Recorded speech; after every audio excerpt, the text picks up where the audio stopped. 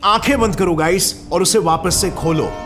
ये जो भी दुनिया आप देख रहे हो, क्या ये दुनिया आपके देखने की वजह से क्रिएट हो रही है? क्या आपका कॉन्शियसनेस अहम रोल प्ले कर रहा है इस दुनिया को आपके लिए क्रिएट करने में?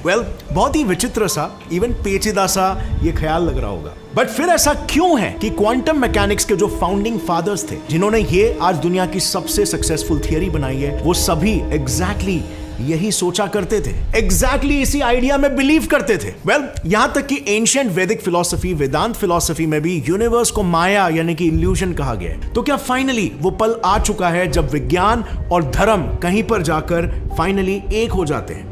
बहुत ही जल्द आपको इसका जवाब मिलेगा, लेकिन सबसे पहले ये समझते हैं कि क्वांटम थियरी के साइंटिस्ट ऐसे सुपरनैचुरल से कॉन्सेप्ट में आखिर क्यों मानते थे। क्योंकि जनरली जैसे आपको पता है, विज्ञान सुपरनैचुरल कॉन्शियसनेस या फिर आत्मा जैसी चीजों में बिलीव नहीं करता। सो यहां पर इन साइंटिस्टों से क्या कोई भूल हुई है?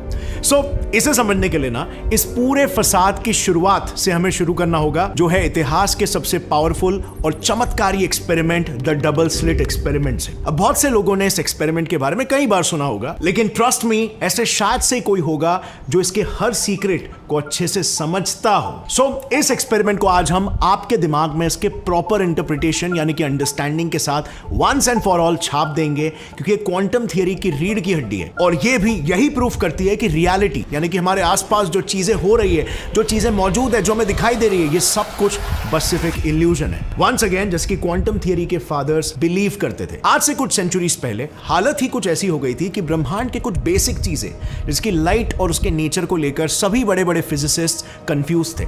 उन्हें समझ ही नहीं आ रहा था कि लाइट एक पार्टिकल है या फिर एक वेव है, यानी कि वो एक पार्टिकल की तरह नेचर में बिहेव करता है या फिर एक वेव की तरह। अब मेरे साइंटिफिक टेम्पर्ड दोस्तों, जैसे कि आपको पता है, विज्ञान में एक्सपेरिमेंट्स की सबसे बड़ी महिमा होती है। एक्सपेरिमेंटल रिजल्ट्स को सबसे ज्यादा वेटेज दिया जाता है एविडेंस के तौर पर, और एक्सपेरिमेंटली जो भी साइंटिस्ट एक्सपेरिमेंट्स परफॉर्म कर रहे थे, सामने यही चीज आ रही थी कि ये लाइट दोगलापंती दिखा रहा है। मतलब at the same time it is acting like a particle and acting like a wave. मानो कि जैसे एक ही समय में एक सिक्का दो पहलू दिखा रहा हो। यानी कि उस टाइम पर कुछ ऐसा माहौल हो गया था कि लेट्स से अगर एक फिजिसिस्ट कह रहा है कि आपकी पहनी हुई शर्ट व्हाइट है, तो दूसरा कह रहा था उसी सेम शर्ट को देखकर कि वो ब्लैक कलर है। और सिर्फ कहना ही नहीं, एक्सपेरिमेंटली रिजल्ट्स के रूप में प्रूफ करके भी दिखा रहे थे।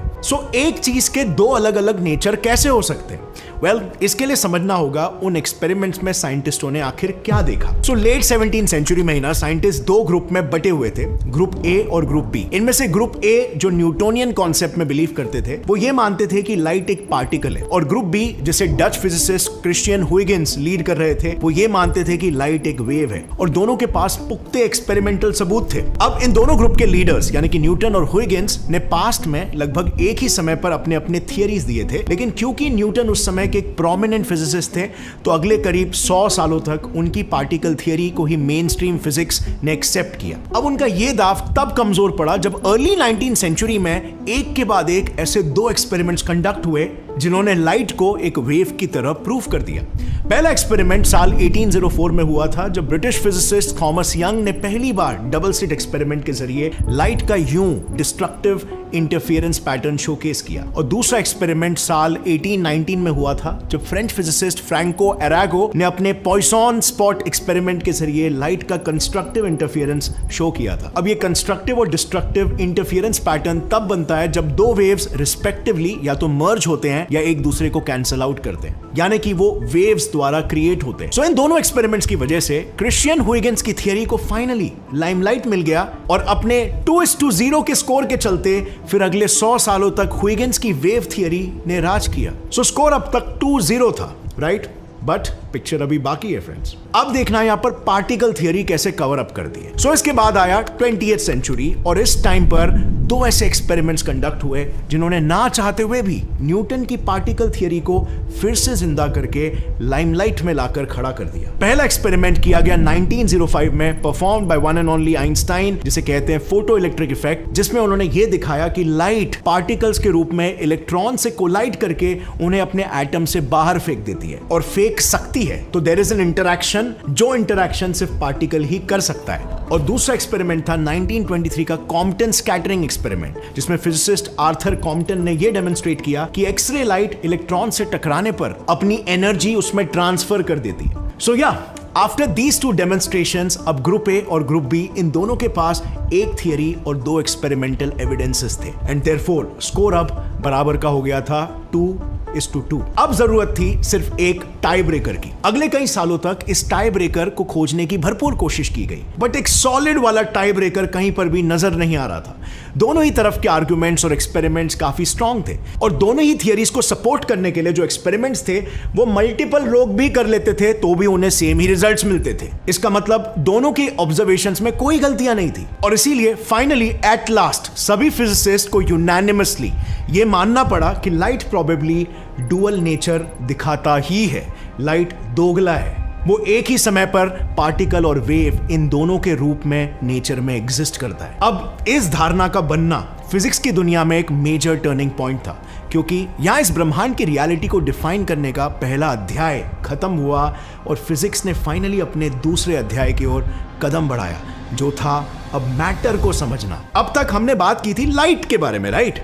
अब बारी आ गई थी मैटर को समझने की, particles, atoms, quarks, electrons etcetera. So scientist ये समझ चुके थे कि लाइट डुअल नेचर दिखाता है, बट इस धारणा के बाद फिजिसिस्ट ने पहली बार ये सोचना शुरू किया कि व्हाट इफ आइंस्टाइन के फोटो इलेक्ट्रिक इफेक्ट एक्सपेरिमेंट में फोटोन जिस इलेक्ट्रॉन को नॉकआउट करता है वो भी अगर लाइट की ही तरह एक वेव और पार्टिकल का मिश्रण या डुअल नेचर दिखाता हो तो? क्योंकि साल 1924 में यानी कि कॉम्पटन के स्कैटरिंग एक्सपेरिमेंट के तुरंत बाद famous French physicist Louis de Broly ने यह हाइपोथेसाइज किया था कि अगर लाइट वेव पार्टिकल डुअलिटी दिखा सकती है तो फिर नॉर्मल मैटर और उसके सभी पार्टिकल्स और सब एटॉमिक पार्टिकल्स ये वेव पार्टिकल डुअलिटी क्यों नहीं दिखा सकते? इन्होंने क्या गुनाह किया है भाई?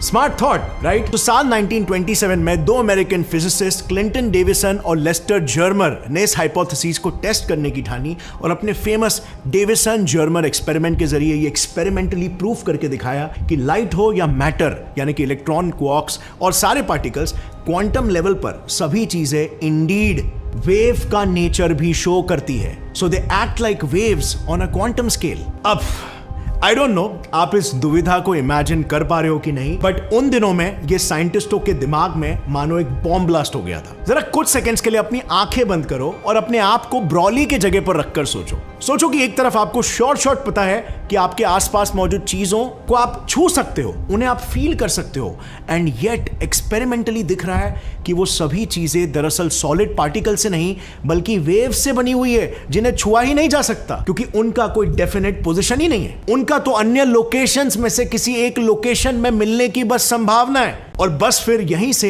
एक ऑब्वियस इंप्लीकेशन निकला कि शायद अल्ट्रा माइक्रोस्कोपिक क्वांटम लेवल पर दुनिया ऐसे विचित्र तरीके से काम करती है, लेकिन उस क्वांटम लेवल से हमारे मैक्रो वर्ल्ड तक आते आते सभी पार्टिकल्स के वेव के साथ कुछ तो ऐसा हो रहा है कि वो अपने इस वेव नेचर को गिव अप करके एक डेफिनेट स्पेसिफिक रियलिटी में तब्दील हो रहे हैं। बट किसी को भी नहीं पता था ये आखिर हो कैसे रहा है। इसको एक्सप्लेन करने के लिए किसी के पास कोई आइडिया, कोई थियरी नहीं थी। और यही एग्जैक्ट चीज अगले 100 सालों तक दुनिया भर के वैज्ञानिकों का सबसे बड़ा सवाल रहने वाला था। अब फ्रेंड्स, आई एम श्योर आप भी अपने किसी भी साइंस लवर फ्रेंड से अगर ये सवाल पूछोगे, अच्छा चांस है उन्हें भी ये नहीं पता होगा।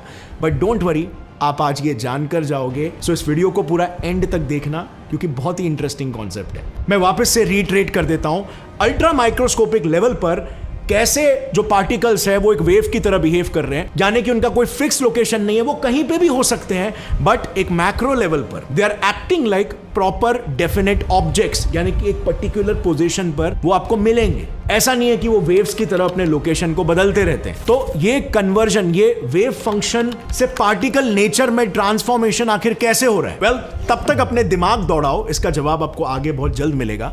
बट कहानी को थोड़ा सा आगे बढ़ाते हैं। ये वेव नेचर से पार्टिकल में कन्वर्ट होना साइंटिस्टों को इतना पेचीदा लग रहा था कि मानो जैसे माया से माल बन रहा हो। और इसीलिए इस फैक्ट को डाइजेस्ट करने के लिए कई सारे साइंटिस्टों ने फिलॉसफी का सहारा लिया। और फिर इसके बाद शुरू हो जाता है वही एपिसोड जब श्रोडिंगर, हाइजेनबर्ग जैसे साइंटिस्ट हिंदू फिलॉसफी से काफी इंस्पायर हुए थे, जहां पे इल्यूजन से कुछ क्रिएट हो रहा है इसके बारे में चर्चा की थी, वेदांत फिलॉसफी। बट फ्रेंड्स, अभी तक कहानी में कोई भी कंक्लूजन ड्रॉ मत करो क्योंकि कहानी अभी तक खत्म नहीं हुई है। ये टेक होम मैसेज नहीं है कि सब कुछ माया से क्रिएट हो रहा है। आगे चल के पता चलेगा कि रियल सस्पेंस क्या है, क्योंकि यहां पर बहुत सारे क्वांटम फिजिक्स के फादर्स भी उसको ठीक तरीके से इंटरप्रेट नहीं कर पाए थे, जो आज जस्ट बिकॉज हमारे पास मॉडर्न टेक्नोलॉजी है इसीलिए आप उससे ज्यादा जान पाओगे। But anyway, coming back to the scientific community, so एक तरफ जहां पर लुई डी ब्रॉली के एक्सपेरिमेंट को डेविसन जर्मन एक्सपेरिमेंट द्वारा सही प्रूफ कर दिया गया था कि यस, सब atomic particles also act like waves on quantum level, उसी वक्त on the other hand quantum physics के तीन prominent founding fathers Niels bore,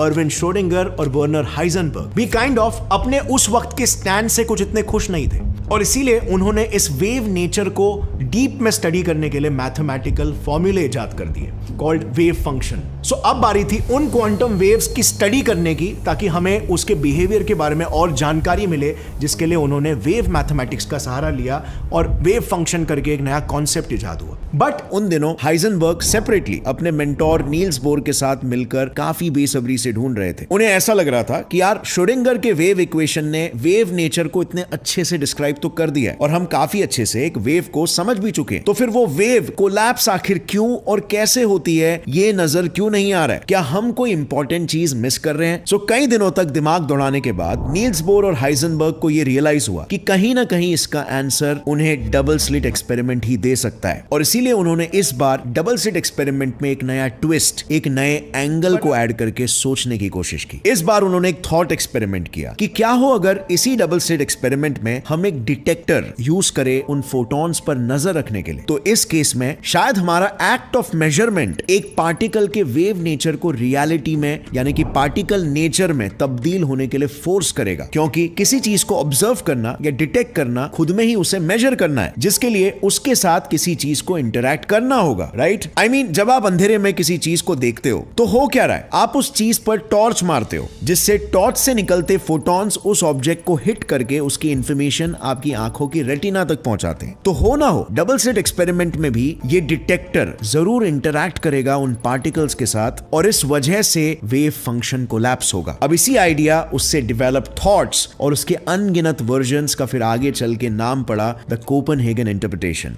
since Heisenberg और नील्स बोर के ये सारे डिस्कशंस ओरिजिनली बोर के होम टाउन कोपेनहेगन में हुए थे, जब हाइजेनबर्ग वहां पर उनसे मिलने गए थे। अब इस आइडिया से कुछ बहुत ही वियर्ड कंक्लूजन्स निकले। बहुत से मिस्टिक्स और सुपरनैचुरल गुरु किताबें लिखने लग गए कि देखो, जब तक आप चीजों को देखते नहीं तब तक उसका अस्तित्व होता नहीं, सब कुछ बस इल्यूजन है, और आपकी आत्मा, आपकी कॉन्शियसनेस उनमें जान भरती है। आपके नजरों के जरिए आपका कॉन्शियसनेस ब्रह्मांड को क्रिएट कर रहा है जो एग्जिस्ट ही नहीं करता। अब आपने भी मे भी ऐसे बहुत सारे वीडियोस देखे होंगे जो ये कहते हैं कि क्वांटम मैकेनिक्स कहता है कि देखने से ही रियलिटी क्रिएट होती है। बट पिक्चर अभी बाकी है मेरे दोस्त। ये क्वांटम मैकेनिक्स का बिल्कुल गलत इंटरप्रिटेशन है, और जल्द ही आप जानोगे क्यों। बट उस समय हमारे आइंस्टाइन भैया को भी ये आइडिया बहुत ही विचित्र लगा था, और इनफैक्ट यही वजह है कि लेट 1920s में उन्होंने नील्स बोर को वो फेमस ताना मारा था, do you really believe the moon is not there when you are not looking at it? और आइंस्टाइन क्वांटम मैकेनिक्स के बहुत बड़े अपोजर थे।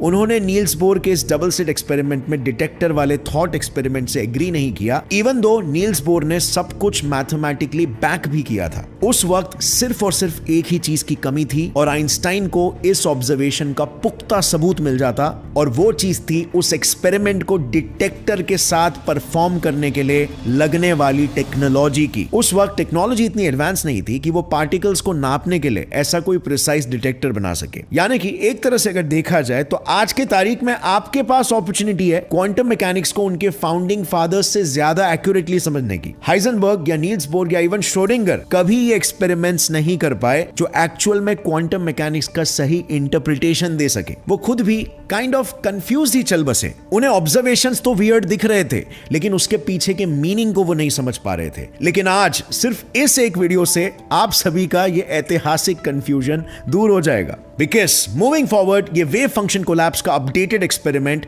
तो प्रैक्टिकली जर्मन फिजिसिस्ट एच डाइटर जे ने समझाया, जब उन्होंने 1970 में डबल स्लिट एक्सपेरिमेंट को प्रैक्टिकली रियल लाइफ में डिटेक्टर के साथ परफॉर्म किया और उसके ऑब्जर्वेशंस और कंक्लूजन्स दुनिया के सामने रखे। उनके एक्सपेरिमेंट्स ने यह बताया कि बात कुछ ऐसी है ना कि हमने अपने दिमाग में मैटर के वेव्स को लेकर जो भी खिचड़ी पका के रखी है कि वेव्स कैसी होती है, वो कोलैप्स कैसे होती है और रियलिटी कैसे पैदा करती है, ये सब कुछ एक बकवास इंटरप्रिटेशन है। डाइटर जे और उनके बाद भी जो सिमिलर एक्सपेरिमेंट्स हुए इन 80s, उन्होंने एक ही तरफ इशारा किया कि असल में क्वांटम मैकेनिक्स में ये जो कंफ्यूजन है वो सारा का सारा सिर्फ दो शब्दों की वजह से ही पैदा हो रहा है, और वो शब्द है wave function collapse.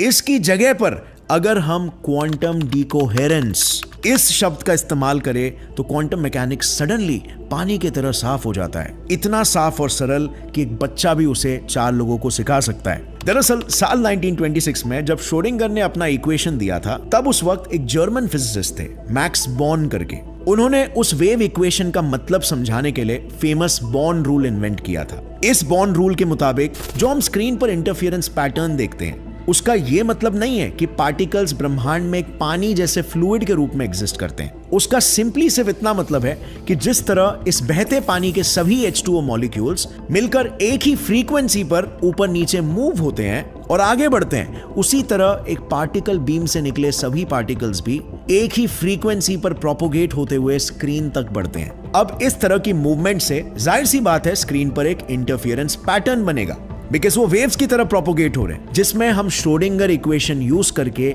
Original wave के इंडिविजुअल पार्टिकल्स सबसे ज्यादा स्क्रीन पर कहां पर जाकर टकराएंगे ये प्रेडिक्ट कर सकते हैं। लेकिन इसके विपरीत अगर हम किसी एक स्लिट, लेट्स से स्लिट 2 के पास एक डिटेक्टर लगाएंगे तो क्या होगा? ऑब्वियसली वो डिटेक्टर स्लिट 2 से निकलते पार्टिकल्स पर फोटॉन्स मारेगा ताकि किसी शिप के सोनार सिस्टम की तरह वो बाउंस होकर वापस आए और हमें उन पार्टिकल्स की कुछ खबर दे। पर इस डिटेक्शन मेथड में एक फंडामेंटल फ्लॉ है जो आई एम श्योर आप सभी से मिस हो गया था, लेकिन आज नहीं। आज वो हमारे इस पिक्चर का हीरो है जिसका नाम है क्वांटम डीकोहेरेंस। अब क्वांटम डीकोहेरेंस का सिंपली मतलब होता है कि पार्टिकल्स के वेव मोशन का सिंक ब्रेक हो जाना, आउट ऑफ सिंक चला जाना, कोहेरेंस उसका टूट जाना, इसीलिए नाम डीकोहेरेंस। सो सिंस वो पार्टिकल्स हमारे फोटॉन से रैंडमली किसी भी एंगल पर टकरा सकते हैं, तो जाहिर सी बात है उनका जो फ्लो है वो बिगड़ जाएगा। वो फाइनल स्क्रीन पर कहीं पे भी जाकर टकराएंगे, एक प्रॉपर वेव वाले इंटरफेरेंस पैटर्न में नहीं। दूसरी चीज, सिंस इस टकराव से उन पार्टिकल्स की कुछ एनर्जी हमारे फोटॉन्स में ट्रांसफर हो जाएगी, सो देयरफॉर स्लिट 2 के पार्टिकल्स की फ्रीक्वेंसी स्लिट 1 के पार्टिकल से आउट ऑफ सिंक चली जाएगी। सो दोनों पोजीशन और मोमेंटम इफेक्ट हो चुका है और इसीलिए हमें अंत में पैरेलल सिंक वाला इंटरफेरेंस पैटर्न नहीं दिखेगा। मतलब हमने अच्छे भले मस्त वेव पैटर्न का कबाड़ा कर दिया है उस पर डिटेक्टर मार के। सो जो फाइनल स्क्रीन पर जो पार्टिकल साथ मिलकर एक इंटरफेरेंस पैटर्न दिखा रहे थे, वो जस्ट उस डिटेक्टर की वजह से एक नॉन इंटरफेरेंस पैटर्न दिखाएंगे। सो अब मुझे बताओ, इसमें अननेसेसरीली कॉन्शियसनेस या स्पिरिचुअलिटी या सोल घुसाने की क्या जरूरत है? क्लियरली सिर्फ यहां पर श्रोडिंगर द्वारा दिया गया मैथमेटिकल वेव फंक्शन कोलैप्स हो रहा है, क्योंकि उसकी मदद से अब आप स्क्रीन पर यह प्रेडिक्ट नहीं कर सकते कि कौन सा पार्टिकल कहां पर जाकर टकराएगा। आपने अपने हाथों से उसके वेव बिहेवियर की धजिया जो उड़ा दी है। अब फ्रेंड्स यहां पर एक और एक चीज को नोटिस करना, पहले हमें पैटर्न्स मल्टीपल दिख रहे थे, अब वो लोकलाइज हो चुके हैं। और एक पार्टिकल होता ही क्या है? It's localised energy, right? और लो, यही तो है आपका वेव से पार्टिकल कन्वर्जन, क्वांटम डीकोहेरेंस। अब ऐसा क्यों हो रहा है, इसे थोड़ा सा डिटेल में समझते हैं, बिकॉज आई नो आपको यहां तक संतुष्टि नहीं मिली होगी। इसके साथ दूसरा बड़ा सवाल भी खड़ा कर देते हैं कि ऐसा क्यों है कि फिर क्वांटम ऑब्जेक्ट्स तो वेव की तरह बिहेव करते हैं बट बड़े ऑब्जेक्ट्स नहीं करते। वेल, इसके लिए ना क्वांटम डीकोहेरेंस हो कैसे रहा है उसे समझना होगा। सो इमेजिन करो एक टोटली एम्प्टी स्पेस है, इसमें आपने फोटॉन्स शूट किए, फिर इलेक्ट्रॉन शूट किया और फिर क्वार्क्स शूट किए। अब हर पार्टिकल का अपना इंडिविजुअल वेव फंक्शन है जिसकी अपनी खुद की फ्रीक्वेंसी और वेवलेंथ होती है। अब यहां पर दो चीज होगी, पहला तो ये क्वांटम पार्टिकल्स के बीच क्वांटम एंटेंगलमेंट होने लगेगा, यानी कुछ पार्टिकल्स अपने अपने वेव फंक्शंस को शेयर करने लगेंगे, और दूसरा इतने इंटरैक्शंस की वजह से इनके वेव प्रॉपर्टीज चेंज होने लगेंगे। जो सभी वेव्स शुरुआत में पहले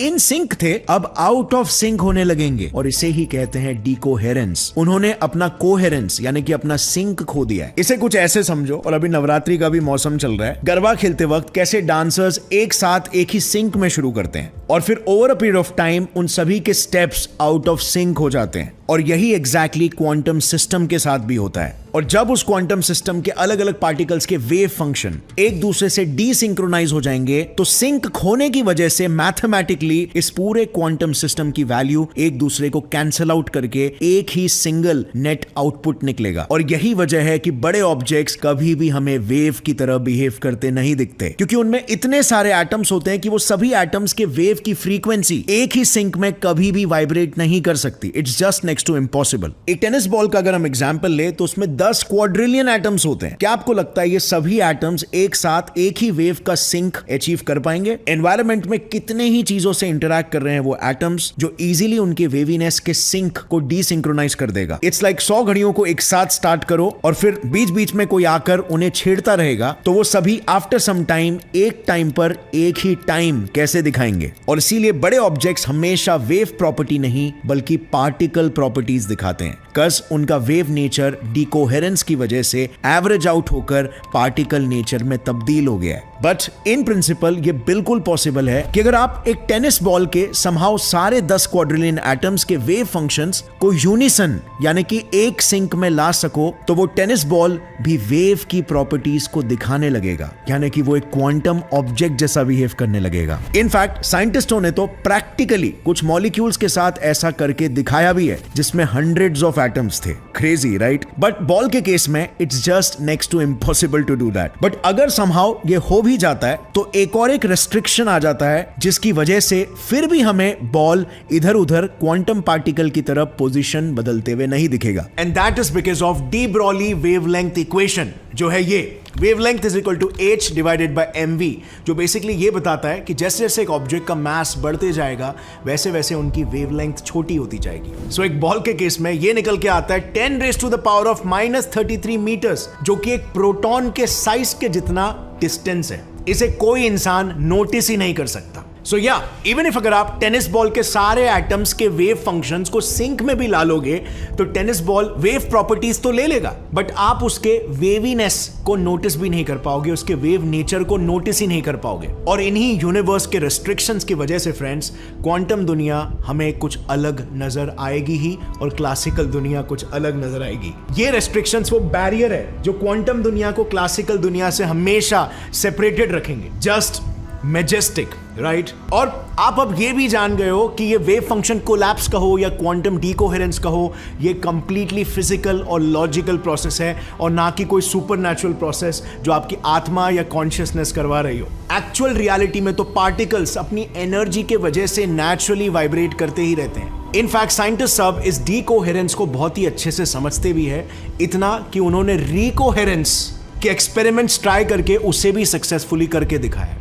यानी कि सबसे पहले क्वांटम डीकोहेरेंस करवाया लिमिटेड नंबर ऑफ एटम्स के बीच में और फिर इंडिविजुअल वेव फंक्शंस पर नजर रखा कि वो किस तरीके से चेंज हो रहे हैं और फिर वापस से उनके वेव फंक्शंस को कोहेरेंट बनाया, यानी कि सेम सिंक में सेम फ्रीक्वेंसी में वाइब्रेट करवाया, जिससे कि वो शुरुआत में तो वेव्स थे लेकिन पार्टिकल बने और फिर वापस से वेव्स बन गए। Now this experiment is mind blowing right? ये चीज दर्शाता है कि क्वांटम दुनिया भी शायद अभी हमें समझ में आने लगी है। बट एनीवे फ्रेंड्स, खुशी तो आज इस बात की होगी कि आप फाइनली समझ चुके हो कि क्वांटम डीकोहेरेंस क्या होता है, वेव फंक्शन कोलैप्स क्या होता है, माया इल्यूजन से मैटर कैसे क्रिएट हो रहा है। इसके पीछे कोई सुपरनैचुरल रीजन नहीं है, ये कंप्लीटली फिजिकल प्रोसेस है कॉल्ड क्वांटम डीकोहेरेंस। अब आई नो मे बी ये समझने में थोड़ा कॉम्प्लिकेटेड लगा होगा, लेकिन कोई दिक्कत नहीं है। एक ही बार देखा है आपने, 2 बार देखो, 3 बार देखो, आराम से आपको समझ में आ जाएगा और फिर आप भी दोस्तों के सामने डींगे मार सकते हो। वीडियो पसंद आई लाइक जरूर ठोकना, share this video with your friends अगर उन्हें इसकी जरूरत है तो, and see you next time. Till then as always stay curious, keep learning and keep growing. जय हिंद।